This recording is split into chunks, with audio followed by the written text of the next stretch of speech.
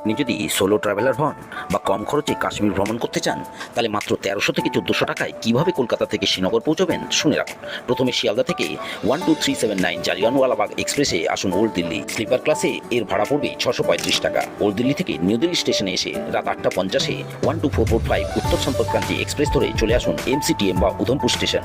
এখানে স্লিপার ক্লাসের ভাড়া পড়বে 385 টাকা। উধমপুর স্টেশনে নেমে স্টেশনের বাইরে থেকে 30 টাকা বাস ভাড়া দিয়ে চলে আসুন উধমপুর এমএইচ চক। এখান থেকে বাস বা শেয়ার গাড়িতে 90 কিলোমিটার পথ অতিক্রম করে পৌঁছে যান বানিহাল রেলওয়ে স্টেশন। বাস ভাড়া লাগবে মাত্র 200 টাকা, শেয়ার গাড়িতে 400 থেকে 500 টাকা। বানিহাল থেকে দুপুর 1টা, 3টা 15, বিকাল 4টা 25 অথবা 4টা 50-এর লোকাল ট্রেন ধরে চলে আসুন শ্রীনগর। ভাড়া মাত্র 45 টাকা। শ্রীনগর রেলওয়ে স্টেশন থেকে শেয়ার গাড়িতে 50 থেকে 100 টাকা ভাড়া দিয়ে পৌঁছে যান লাল চক। তাহলে মোট খরচ হবে 1345 টাকা। এরকম আরও ইনফরমেটিভ ভিডিও দেখার জন্য চ্যানেলটি সাবস্ক্রাইব করুন।